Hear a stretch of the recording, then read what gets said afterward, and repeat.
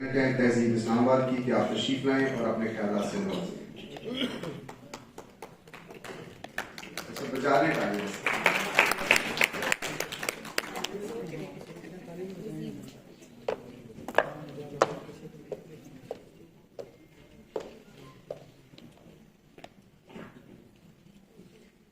بسم اللہ الرحمن الرحیم. رسپیکٹڈ مشال ملک صاحبہ, ظفر بختاوی صاحب, executive members, ladies and gentleman, السلام علیکم. ابھی ریسنٹلی اسلام آباد یونیورسٹی آف کامرس کی جو کمیٹی ہے women empowerment for political role, اس کو چیئر کرنے کی سعادت حاصل ہوئی ہے. سب سے پہلے اس کے لیے ظفر بختاوی صاحب کا, چیمبر کا پریزیڈنٹ ICCI احسن بختاوی کا شکر گزار ہوں کہ انہوں نے اس رول کے لیے مجھے سوٹیبل سمجھا اور مجھے اتنا بڑا آنر دیا. یاد رکھیے گا, جب تک آپ اپنی فیملز کو امپاور نہیں کرتے, ان کو لیڈنگ رولز میں نہیں لے کے آتے, آپ اپنے ملک کو ترقی کی راہ پہ گامزن نہیں کر سکتے. سو انشاءاللہ کوشش کریں گے کہ اس پہ بہترین عمل کر کے زیادہ سے زیادہ فیملز کو ہم پولیٹیکل رول میں سامنے لے کے آئیں. آج ہم سب جانتے ہیں کہ 75 سال پورے ہو رہے ہیں UN declaration for human rights کے لیے, جس کا مقصد تو یہ تھا کہ تمام لوگوں کو ایک ڈیسنٹ زندگی دی جائے. لیکن آج ایک طرف تو ہم دیکھ رہے ہیں کہ فلسطین کے ہمارے جو مسلمان بہن بھائی ہیں ان پہ مظالم ڈھائے جا رہے ہیں. تقریباً 20,000 سے زیادہ ہمارے جو بھائی ہیں, بہن بھائی ہیں, وہ شہید ہو چکے ہیں, جس میں میجورٹی جو ہے وہ فیملز اور بچوں کی ہے. اور دوسری طرف ہم نے دیکھا کہ آج بھارتی سپریم کورٹ نے مقبوضہ کشمیر کی خصوصیت حیثیت کو ختم کرنے کے لیے قرارداد کو صحیح قرار دے دیا ہے. یہ انسانی حقوق کی کھلا جو ہے وہ توہین ہے, خلاف ورزی ہے, اور ہم اس کی شدید مذمت کرتے ہیں. یاد رکھیے گا, یہ جو ڈاکیومنٹ ڈکلریشن کا ہے, یہ ڈاکیومنٹ بن کے رہ گیا ہے, اور ہم نے دیکھا کہ طاقتور ملک اس کی دھجیاں اڑا رہے ہیں. کیا اس کو آپ ہیومن رائٹس کہتے ہیں؟ انسانی حقوق کی بات تو سبھی کرتے ہیں, اور بہت اچھا لگتا ہے کہ ہم کہتے ہیں کہ تمام لوگوں کے حقوق برابر ہوں, بلا تفریق سب کو انصاف ملے, ہر شخص جو ہے وہ پروٹیکٹڈ ہو لاء کے انڈر, سب کو ایکول اپرچونٹیز ملے. مگر افسوس اگر ہم اپنے ملک میں ہی دیکھتے ہیں تو ہمیں اس کی اجازت نہیں مل رہی. ہم نے بحیثیت قوم اپنے آپ کو نعروں کے اور وعدوں کے سپرد کر دیا ہے. سال تو بدلتے ہیں لیکن یہاں ہمارے غریب کے حالات نہیں بدلتے. غریب غریب تر ہوتا جا رہا ہے, اور یقین مانے وہ غریب اس لیے غریب نہیں ہے کہ وہ محنت نہیں کرتا, وہ غریب اس لیے غریب ہے کہ ہمارا سسٹم اس کو اس غربت سے باہر نہیں نکلنے دیتا. یہاں پہ سفید پوش لوگ جو ہے ان کا بھرم رکھنا مشکل ہو گیا ہے. اس مہنگائی میں لوور مڈل کلاس اور مڈل کلاس جو ہے ان کے لیے مشکلات میں صرف اضافہ ہوا ہے.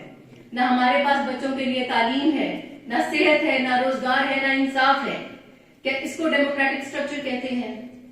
یقیناً ووٹ کا حق رکھنا, آزادی سے امیدوار کو چوز کرنا, یہ ڈیموکریٹک اسٹیٹ کا حصہ ہے. لیکن خالی بات یہاں تک ختم نہیں ہوتی. اس کا مقصد یہ بھی ہے کہ ہر شخص کو ہم برابر کے حقوق دیں. اس کا مقصد یہ بھی ہے کہ برابر کی عزت سب کے لیے ہو. اس کا مقصد یہ بھی ہے کہ ہم جو ہے وہ سب کے لیے ہر چیز, ہر اپرچونٹی کو ایکول رکھیں. یاد رکھیے گا, ہماری زندگی ایک دوسرے سے جڑی ہوئی ہے. جتنی جلدی ہم یہ بات سمجھ لیں گے اتنی جلدی ہم اپنے ملک کو جو ہے وہ ترقی کی راہ پہ لے کے جائیں گے.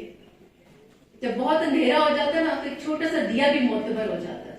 میں یہ بات اس لیے کر رہی ہوں کہ کچھ سال پہلے جب مجھے پتا چلا کہ اسلام آباد میں آپ اسکول چلڈرن, یعنی ایسے بچے جو تعلیم سے باہر ہیں, ان کا نمبر ڈبل ہو گیا ہے, تو ہم نے اپنے اون پہ کوشش کی کہ ہم ان بچوں کو اسکولوں تک پہنچائیں.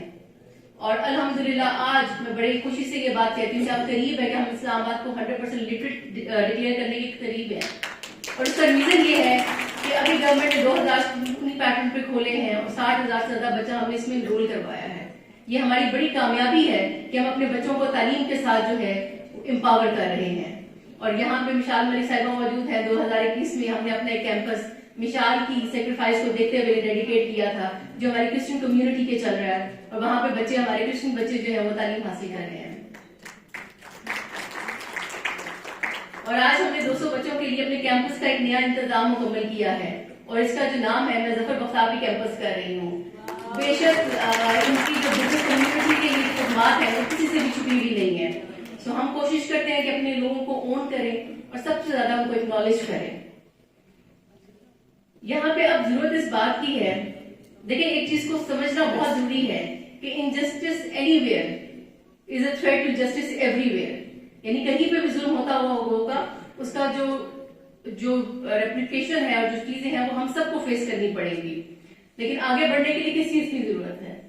اگر ہم دیکھیں کہ ہم نے یہاں سے کہاں جانا ہے تو آگے بڑھنے کے لیے جس چیز کی ضرورت ہے وہ یہ ہے کہ ہمیں سب کو مل کے کام کرنا ہوگا، نفرت اور تقسیم کی سیاست کو ختم کرنا ہوگا۔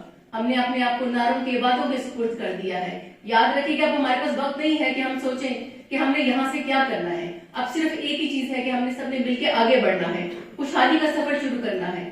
ہم جانتے ہیں کہ حالات مشکل ہیں لیکن ناممکن نہیں ہے۔ اگر ہم سب مل کے کوشش کریں تو ابھی بھی ہم اپنی ملک کو ترقی کی راہ پہ لے کے جا سکتے ہیں۔